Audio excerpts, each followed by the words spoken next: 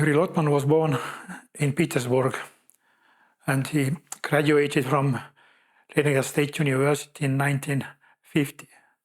Year before, he understood what means Soviet education for university, because was in the process of fight against cosmopolitans. Some his professors and teachers were excluded from university and from academic life, and Lotman after that was in situation that it was impossible to continue education after graduation, and also it was impossible to find work in Petersburg. And in result, he heard about possibility to find work in Tartu, in Teachers Institute, and he used this possibility and arrived in Tartu in 1950. And as he later wrote about this, Tartu is and was and is my destiny. So Tartu is most important place for him. And of course, first reaction was culture shock, because he arrived into other world, because in Petersburg, Soviet power existed from 1917, in Estonia only from Second World War. So it means that Estonia remembered own past before Second World War, and also in university, in academic life, in Estonian bureaucracy, were many people who worked also actively in government and in different academic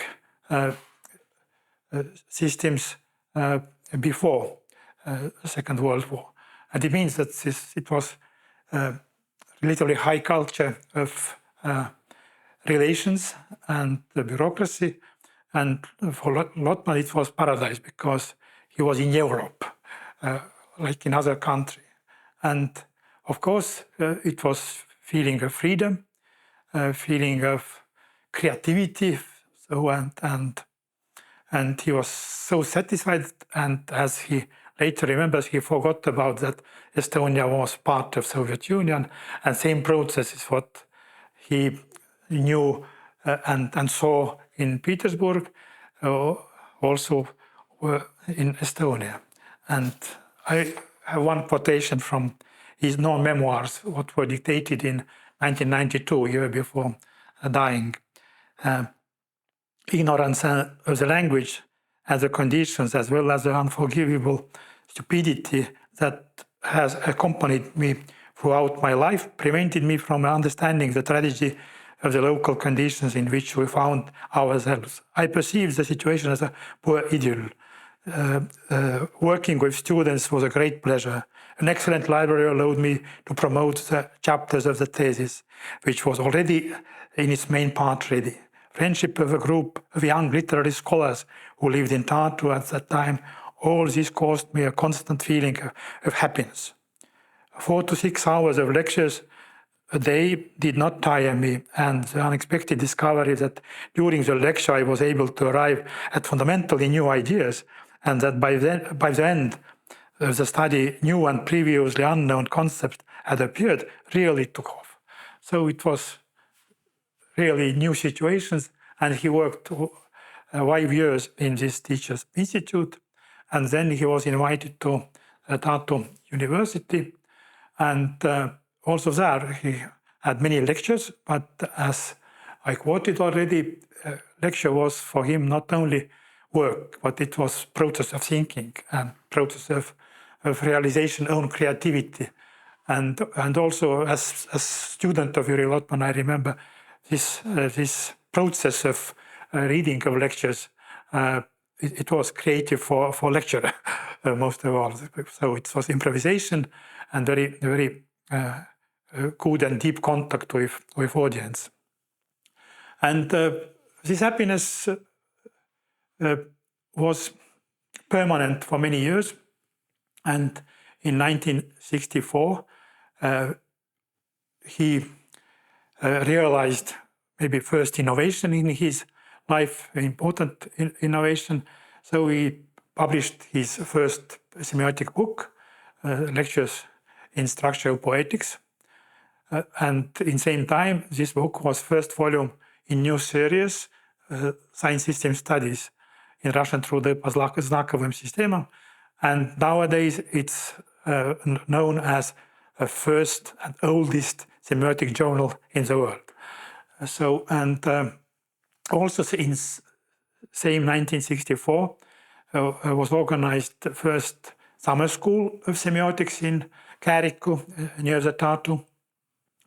And it's a very famous event, and later it was repeated sometimes. And all of these first volumes of Science System Studies were dedicated to this conference. Was a place for publishing all these materials of conferences.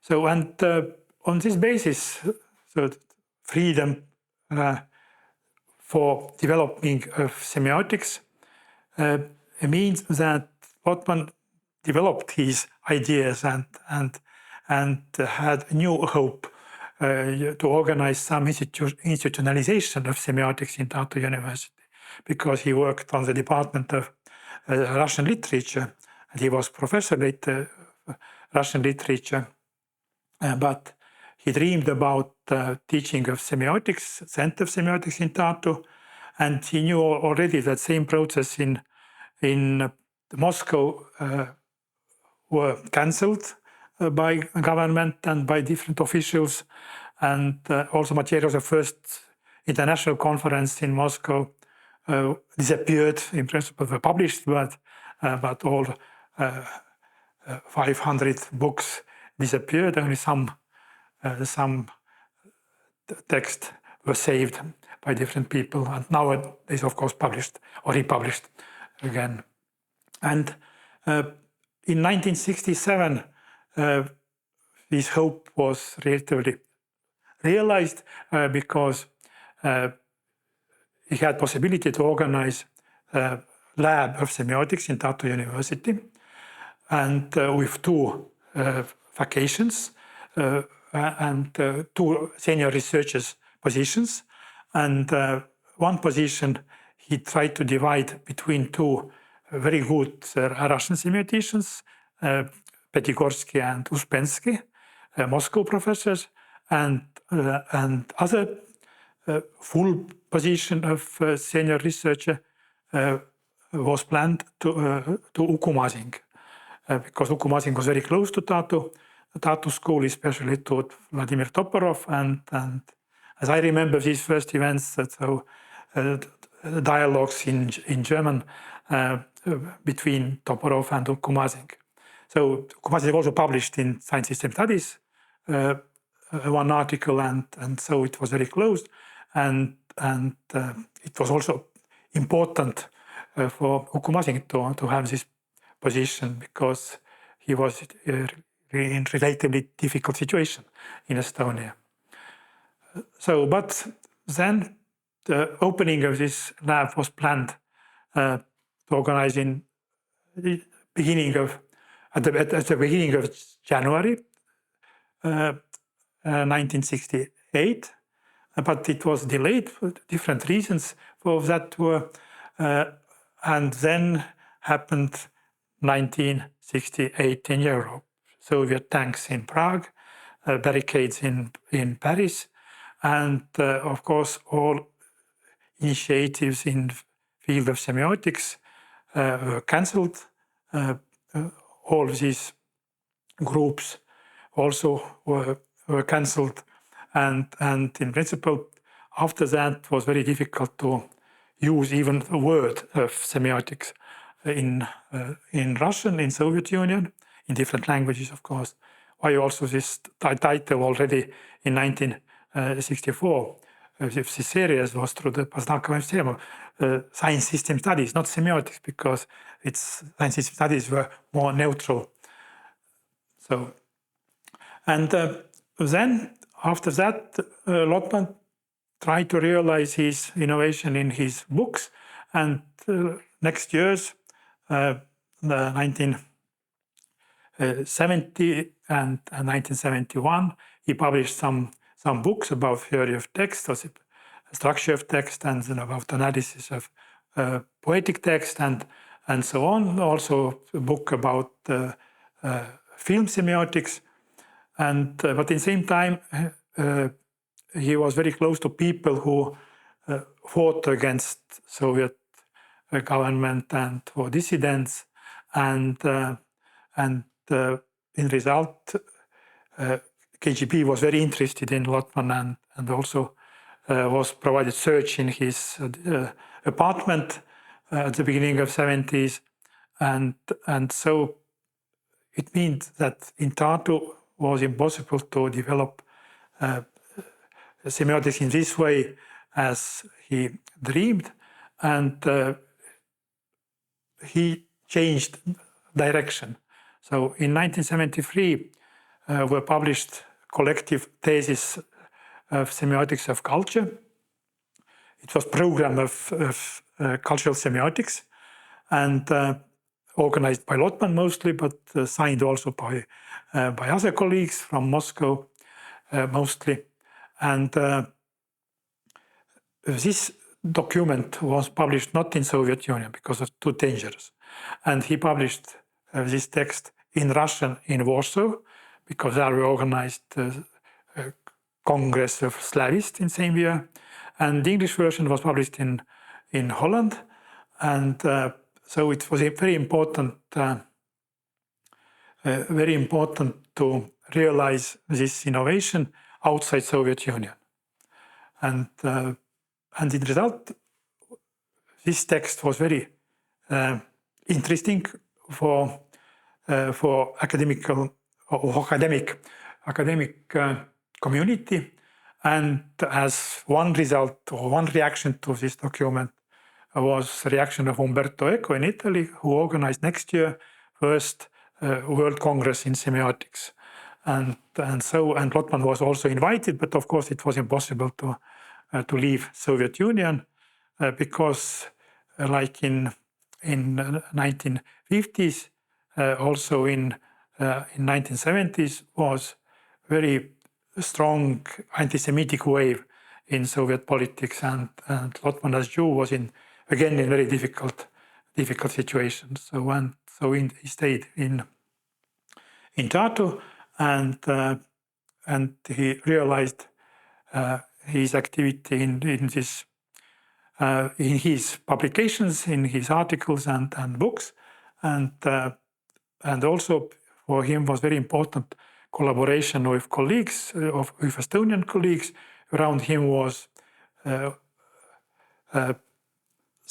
some people who first were contact persons between him and Estonian culture and Estonian scientific community, and also he supported some of Estonian intellectuals like Jaak Põldmäe, for example, and Hanjan Tudam, and also so most bright young intellectuals were very interested in Lotman and semiotics in these times, and so it means that around Lotman was a very intensive intellectual life, not only Russian intellectual life, but also Estonian intellectual life. So again, Tartu was very specific place in this sense, because contact was possible and was possible to organize local events where it was possible to change ideas and to talk and create new ideas.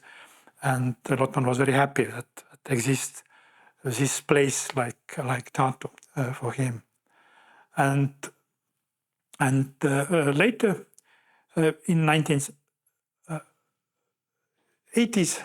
83, we organized some compromise lab of semiotics and history with Linnart Mäll, who was also very active co-author of Science System Studies and Estonian famous Orientalist and translator from different Oriental languages. And they were leaders of this lab together with Lotman, Mäll and Lotman. So, and then in 1992, after Perestroika, was possible to organize a department of semiotics, and And so Lotman became first professor of semiotics in Tartu University. So, and it was also very important that also his behavior in these times, it's very conflictual times with perestroika, and Lotman published some non-scientific articles where he defended independence of Estonia and supported this singing revolution and all these events what were very important for Estonians, and he was very active part of this process. So he wasn't part of Russian community in Estonia. He was part of Estonian community in Estonia.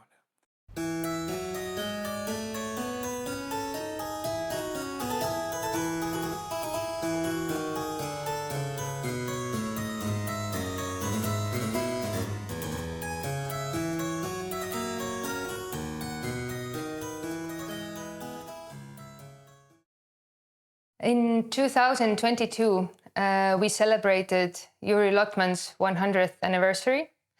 And in order to pay tribute to his scholarship, a very diverse program was put together with various international conferences and publications and seminars happening all around the world. And this year of celebrations gave a very good overview of this extent and variety that Juri Lotman's ideas are currently used to actually analyze and deal with contemporary cultural phenomena, from digital culture to environmental issues, from political and media studies to art and education. And this definitely raises the question that what is it in Lotman's ideas or in his works that makes so many scholars at this present moment step into dialogue with him to find answers to some of these current problems that we are facing? And of course, such a question cannot be answered in simple terms, but still I would like to propose maybe three aspects what I think that are relevant in this regard. And the first aspect that I would bring out, which makes Lotman very valuable for contemporary thinkers, is the way that he approaches whole-part relations in culture. Lotman was quite critical towards such scientific inquiry that moves from simple to complex, meaning that it is very convenient if we have a research object to break it apart into small bits and pieces and study each part in isolation. But to show how problematic that approach is, Lotman illustrated it with an example that it's similar to attempt if we would try to construct or assemble a living calf out of cut up steaks. And instead, he proposed that a much more productive way how we can think of culture and analyze processes in culture is to look at culture as a living system. And in that way, if culture is a living system, then every part in this system has a function and a meaning only in relation to the wider context that it belongs to. But for Lotman, it was also important that we shouldn't just switch from reductionist view to holism. Instead, what he in his works emphasizes is this constant need to move between whole and the part and to move between various levels. Because as he has shown that while there is some patterns or some structures that get repeated on every level of culture, which creates sort of analyzability, at the same time, each part in a semiotic system is also always an individuality. It's always to some extent asymmetrical to the whole, and this is what gives culture this immense flexibility. And so one important value of Lotman's theory for a contemporary world is exactly this possibility for multi-scalar or multi-level analysis. Another aspect which I consider very relevant for our modern situation is Lotman's interest in specifying the mechanism of dynamics, of finding answer to the question how and why culture changes. One question that we find throughout his works and in various forms is exactly, he posed this question of how can a culture change while maintaining its identity? And Lotman kind of grasped or proposed that culture in this sense is a mechanism of balance between these two opposing tendencies. So on the one hand, we always have in culture this strive towards the new, the unpredictable, but at the same time, equally necessary is to somehow maintain the experience of past epochs, of creating cohesion between different time periods in culture. And in Lotman works, we see that how this mechanism of balance functions becomes the most evident in cases of social cataclysms, of wars, of cultural disruptions. It is in these moments when we see that change without stability is actually destruction. And at the same time, too much stability inhibits our potential to adapt in culture. And considering this present moment we are living in, which is often characterized as time of social acceleration, of immense and growing unpredictability, then questions about how to describe, how to understand this and how to maintain this balance is probably some of the most central for all humanities scholars and social scientists as well. And maybe the last thing that I would bring out in this discussion, why Juri Lotman's works have a great value for the contemporary moment, it's connected to this quality of his semiotic models, or this principle that let's say, principle of multiplicity and also conflictuality. For Lotman, the smallest semiotic entity that is capable of creating any new meaning can never consist of only one sign or one language or one code. It is always based on a dialogue between two different partners. And what is especially important is that not only that there is dialogue, but also that there is some level of misunderstanding, because only then we have something valuable to say to each other. And Lotman, in order to kind of exemplify this plurality and complexity of the information sphere that it's always involved in any communication act, Lotman brought an image of museum to describe how semiosphere or the semiotic space works. And it would be easy to describe the meaning-making process in a museum by just saying that there is a visitor in the museum who's looking at the painting, but Lotman shows that it's always much more complicated. Next to the painting, there are usually various texts on the walls that already give us some interpretation of what we're seeing.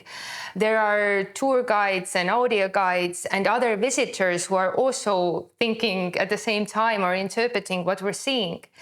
And also the visitor comes to the museum with the previous cultural experience. And what is even more complicated is that often all these various texts that are present conflict with each other. They provide very different ways of seeing this. And Lotman shows us that this is not always a problem. Quite the contrary, this is also a big value of cultural communication, exactly this plurality. And in such a way, Lotman manages to provide us with models that can account for this vast diversity in culture and to some extent also account for this paradoxality. And I think if we consider the informational sphere that we are living in the present moment, that is characterized by fragmentarity, by decontextualization, by immense information overload, and also often information manipulation, then such models as Lotman provides are very much needed. And also, in a broader sense, if we think of the biggest problems that we are facing as a humanity in the contemporary times, then these problems are often characterized as complex or in some cases also as wicked problems. This means that not only that we cannot solve these problems in the framework of one scientific discipline, we cannot even start to understand them if we look at them only from one perspective. It always demands the dialogue between a variety of perspectives. And to make things even more complicated, very often the solutions or the descriptions from these perspectives conflict with each other. And I'm not saying that Juri Lotman's semiotics can provide us with any clear-cut solutions for such problems, but what he can, I think, offer is the possibility to create a space where such paradoxality, such conflicting narratives and conflicting perspectives can be accommodated together, can be thought of. And this is one of the reasons why I think so many scholars at the present moment are stepping into dialogue with Juri Lotman's works.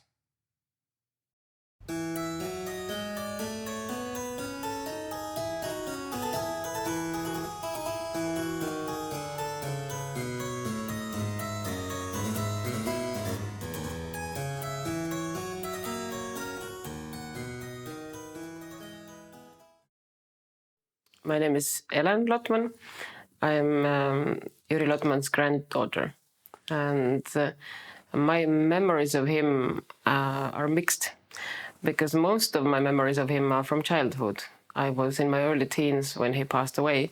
So first and foremost, he's a grandfather to me. And my memories of him are more of a typical grandchild-grandfather connections. But then again, when I grew up, I became a filmmaker, and I have revisited or refound him in his writings long after he had already passed. So in my early 20s and now recently, last year, I translated two of his books. One of them was called Film Semiotics, and the other was called Dialogue with the Screen. So these two books, while I was translating them from Russian to Estonian, they also gave me an opportunity to somehow be in a dialogue with my granddad. So right now, when I try to remember him, it comes as a mixture of grandchild memories and the filmmaker memories. And as a grandchild, of course, I would say that first and foremost, he was a fantastic grandfather. He was always very friendly. I never remember him being angry. And he and my grandmother, Sara Mints, were always like this intertwined, strong pillars that my childhood relied upon for a very long time. We lived together with them for most of my childhood in the same apartment. And my granddad's study, where he also lived and worked, was like a huge library. So I remember going to talk to him. He always passed through a kind of labyrinth of books. So we grew up in the world of books, and he always made sure that children would have an access to books. So on the lower shelves, there were always the books that could be interesting for the children. So there were a number of books on art history. I remember one which was a history of puppets, so and dolls. So he always, when he managed, he took some time to sit with us and look at the books. I still remember that the books are also sacred in a way, so you had to wash your hands. And it's funny, obviously, it must mean that we had a lot of pancakes when I was a kid, because I remember that my hands were always greasy from pancakes, and you had to wash your hands before you look at these books so that you don't grease the pages. So we kind of grew up in this environment of literature and culture all around us. It always reminds me of this funny story or this anecdote where two little fish are swimming in the sea and in the water, and then an older fish comes and asks, "So guys, how's the water?" And one of the little fish says, "Oh, it's good." So these two, they swim on, and then one asks from the other, "What's water?" So it's my childhood. I never, when I was growing up, I never understood how much we were seeped through culture and literature. So for a very long time for me, it was this kind of what's water. It was something that I was swimming in all the time. And later, when I grew up, I started appreciating that it was a peculiar kind of childhood, and it had very, very unique sides to it.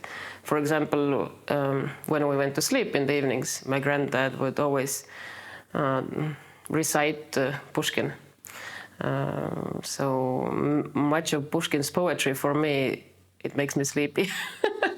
Because I have this conditioned Pavlov reflex. When I hear Pushkin, I become sleepy, because it was part of my childhood, going to sleep. And I always remember falling asleep, hearing this typing from his room was next to ours. So I remember this the sound of his typing machine. I remember the feeling of when new books or new journals arrived, that he had a paper knife, and we were able, he allowed us to cut these pages open, and the smell of fresh books. So all of this was kind of all around us all the time.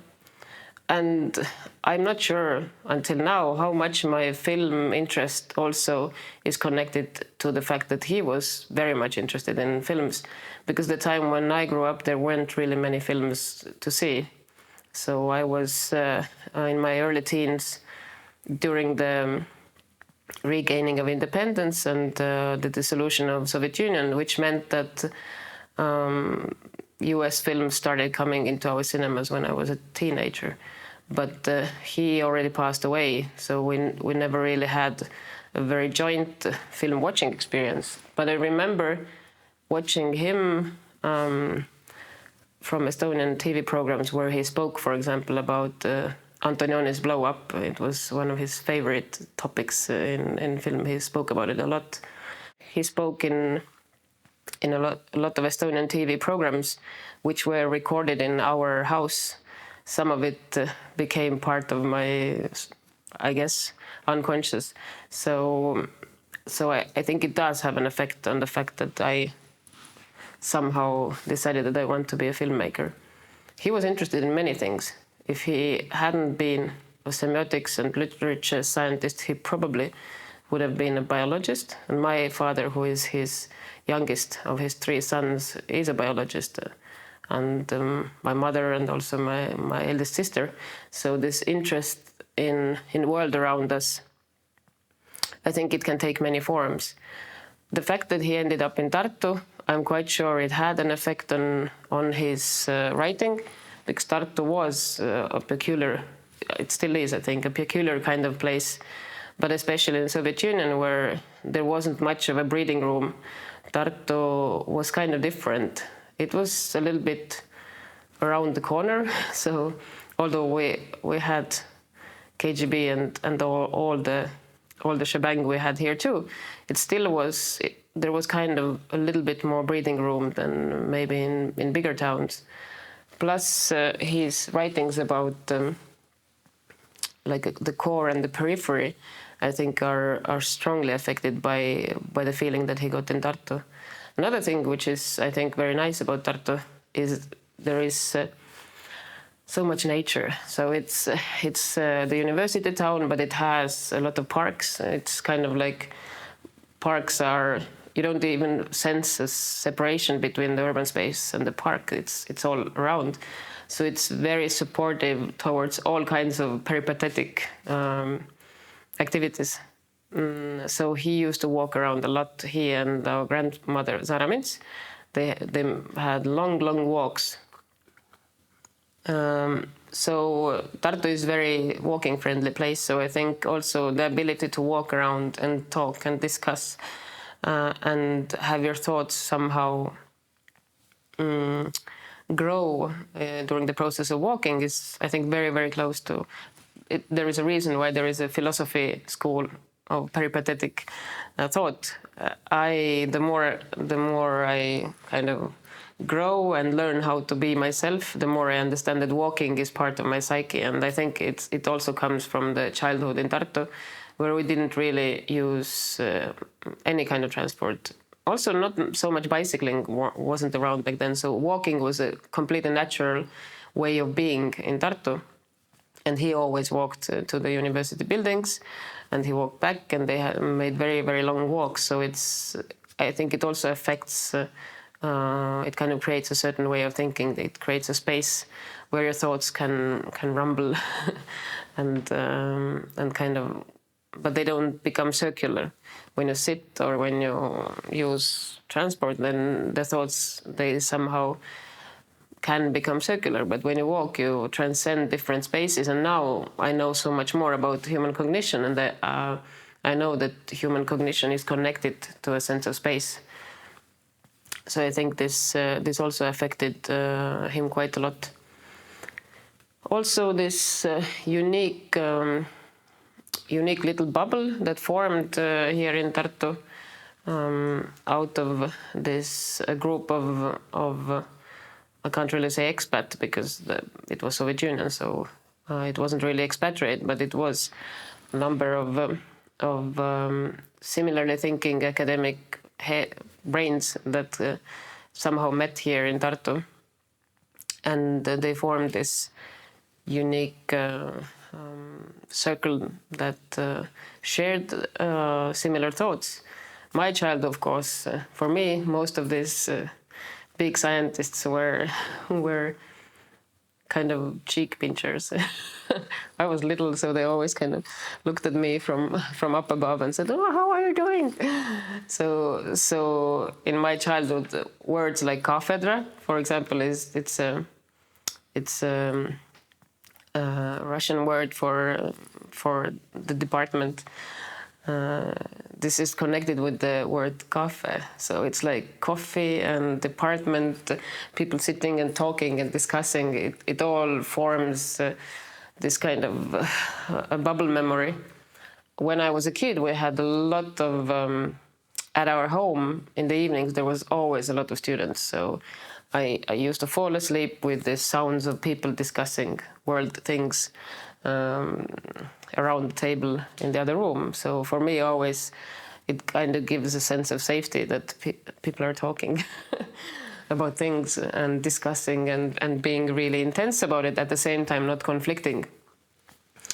And my granddad was always making sure that the students have something to eat. So even if in the times where there wasn't much food, he would cook, and there was always tea on the table. So you always this kind of drinking tea and talking about the world for me creates this full sense of safety. And another personal memory, which it was created by books, was that growing up in such a so much books, at some point I started finding shelter in the books, and whenever it felt like the world is confusing or unsafe or too dynamic, I always knew that there is one thing that I can be completely sure about: the safety in the fact that you can take this and there is another world there. And if you put this away, you take another one, and it's a door to a world. So the safety in knowledge that there is never a moment where you can say, I know everything. This created a sense of safety, a sense of I can always, however unstable the world is, there is always something to find out. So I wouldn't say that we had kind of extreme scientific, this kind of rigorous scientific home, because it was open to any kind of worldview. Also religiously, my parents and my grandparents, they were agnostic, but they never forced any worldview upon us. We were always encouraged to look around and to find our own kind of road. So be religiously curious. So I feel that the transformation of this kind of scientific worldview is not about rigorous search for truth, but it's more about curiosity and knowing that there is always something to find out. And I feel, for me, this is much more open and safe way of looking at science, because science always finds ways to find out more. And along this process, some things, some ideas, some very, very scientific, strong opinions might be changed. So it's always open to change and open to new interpretations. So in a way, change is part of a scientific thought. So at some point, I think it's very Buddhist to always be open to change and to always be open to new worldviews and to be curious. I think that's one of the things that he really, really was. He was always very curious. For example, Estonian language, he didn't really speak very well Estonian language because although most of his life he lived in Estonia, the daily language in our home was Russian, and his daily language also at work was Russian. But I think he was curious about the language. So with my school friends, he always tried to speak Estonian, and he was always laughing. So I think this kind of a sensation of curiosity and sensation of trying to find out more was that you can find in his books, was with him all the time, also when he was a granddad. And one thing that I really admired about him, or in hindsight really admire about him, is this ingenious search for solutions through humor. I remember once, so back then in Soviet Union, the types of bread we had, well, in Estonia you have black bread and white bread. So the type of bread we had was a loaf. Nowadays it's cut into pieces, but it was one loaf. And kids always fought for like the ends of the loaf, so this kind of round pieces. And me and my sister, we have my older sister, I have another sister and a brother too, but my older sister, we have a very short time gap. It's only 1 year difference. So we were always fighting for different things. And we were also fighting for this white bread kind of end. In Estonian, it says, the name of this is sajakons. So he saw us fighting for this, and once he told us, "Okay, girls, we have to figure this out. How to solve this issue?" And he said, "So what we have to do is we have to write to the bread factory, and we have to tell them, please invent the bread that only consists of these short ends." So I'm not sure. We might actually. I think we might even. I'm not sure, maybe we wrote the letter, I'm not so sure anymore. But this idea that if you have some kind of conflict, you don't solve it you solve it with some kind of new solution. So it doesn't ignore the conflict, but it gives it another layer, and it gives you a way out of this conflict to an ingenious solution that you can find together. And also humor, because obviously it was a joke. So these ways of thinking, I think, have influenced me and my whole family. So my two sisters and my brother, so my older sister is biologist and nature conservationist. So my brother is a cardiologist, and my younger sister is an anthropologist. So we all somehow look in our work for ways of helping people, for ways of giving people respite, and the ways of finding new solutions that help people live in this otherwise conflict-prone and complicated world.